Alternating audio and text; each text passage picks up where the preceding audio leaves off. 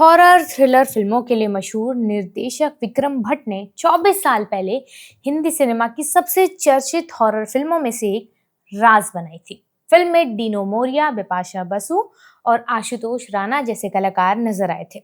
इसकी कहानी और डरावने सीन्स अपनी जगह थे, लेकिन फिल्म के गानों को लोगों ने जो प्यार दिया वो अलग ही लेवल का था।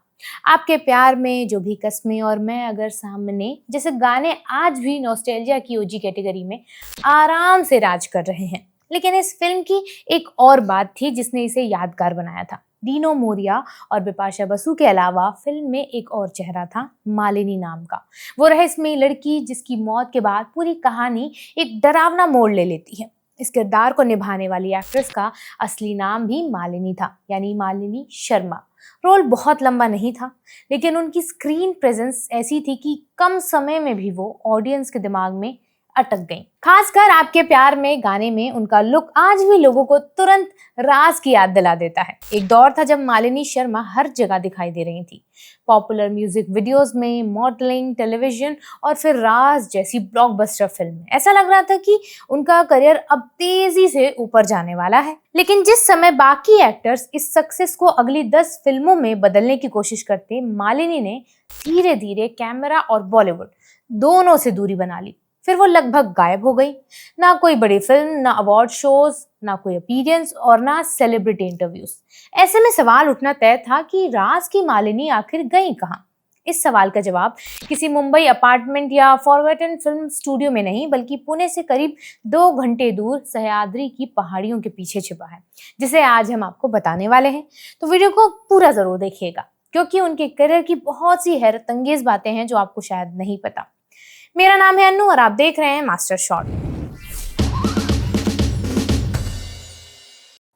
आज मालिनी शर्मा वहां एक फार्म स्टे चलाती हैं, खेत में सब्जियां उगाती हैं, उन्हीं सब्जियों से मेहमानों के लिए खाना तैयार करती हैं और अपने आसपास मौजूद जंगल को बचाते हुए एक बेहद सुकून भरी जिंदगी जी रही हैं। लेकिन एक बॉलीवुड एक्ट्रेस जंगल के बीच फार्म स्टे चलाने तक कैसे पहुंची? इसके लिए कहानी को शुरुआत से समझना होगा। मालिनी ने लोगों का ध्यान फिल्मों से पहले मॉडलिंग और म्यूजिक वीडियोस के जरिए खींचा था। बॉम्बे वाइकिंग्स के सुपरहिट गाने क्या सूरत में वो नजर आई थी। अर्ली 2000 की प्लेलिस्ट से परिचित किसी भी इंसान के लिए ये गाना सिर्फ एक म्यूजिक वीडियो तो नहीं था, बल्कि पूरा नॉस्टैल्जिया पैकेज ही होगा।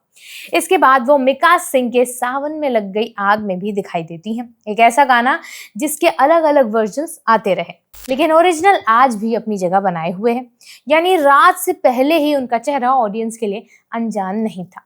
उनका मॉडलिंग करियर रफ्तार पकड़ रहा था और इसी दौरान उन्हें टेलीविजन शो CATS सैट्स मिला। इस शो में उनके साथ नफीसा जोसेफ और कुलजीत रंधावा भी नजर आए।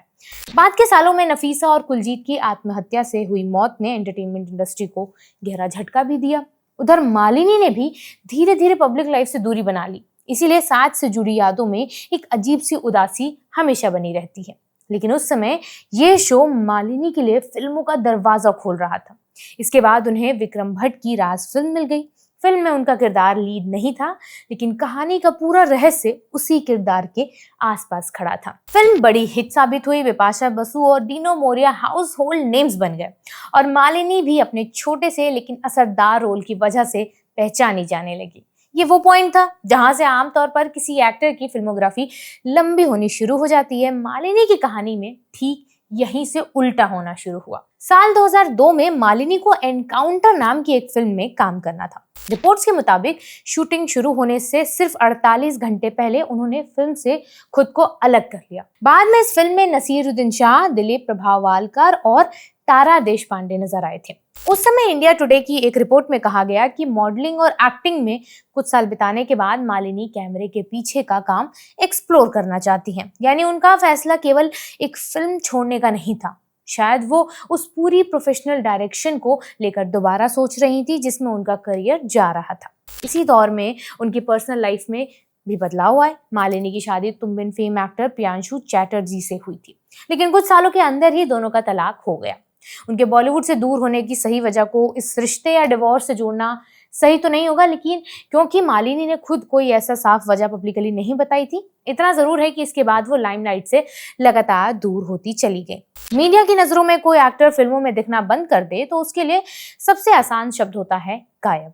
लेकिन हर बार गायब होने का मतलब जिंदगी में हार जाना नहीं होता है। कभी कभी इंसान बस वो जगह छोड़ देता है जिसे दुनिया उसकी मंजिल मान चुकी होती है। मालिनी के साथ भी शायद कुछ ऐसा ही हुआ। मालिनी शर्मा सोशल मीडिया पर एक्टिव रहती हैं, लेकिन उन्होंने अपने वेंटूर को सेलिब्रिटी फेम के सहारे खड़ा नहीं किया है। उन्होंने इसे नाम दिया द स्लो लोकल। करीब एक दशक पहले शुरू हुआ ये प्रोजेक्ट शुरुआत में मुंबई के वर्सोवा इलाके में local food, handmade products, workshops और पॉपअप इवेंट्स को एक साथ लाता था। यहाँ बच्चों के लिए स्टोरी टेलिंग सेशंस होते थे, homemade bread, south Indian coffee, granola, jams, peanut butter और अलग अलग ऑयल्स मिलते थे। कभी कभी प्लांट के एग्जीबिशन, कभी हैंडमेड सेरेमिक्स, क्रोशे और तो कभी कभी घर पर बने केक्स भी दूसरे प्रोडक्ट्स को बेचा करते थे। सुनने में किसी केयरफुली क्यूरेटेड इंस्टाग्राम मार्केट जैसा लग सकता है, लेकिन इसके पीछे आइडिया काफी सिंपल था। लोकल लोगों के बनाए प्रोडक्ट्स, छोटे क्रिएटर्स और ऐसी चीजें जिन्हें जल्दी जल्दी कंज्यूम करने के बजाय थोड़ा रुककर महसूस किया जा सके। यही स्लो फिलॉसफी बाद में मालिनी शर्मा को शहर से निकलकर फार्म तक ले गई। आज मालिनी शर्मा सैदारी की पहाड़ियों में एक छोटे से गांव के पास फार्म स्टे चलाती हैं।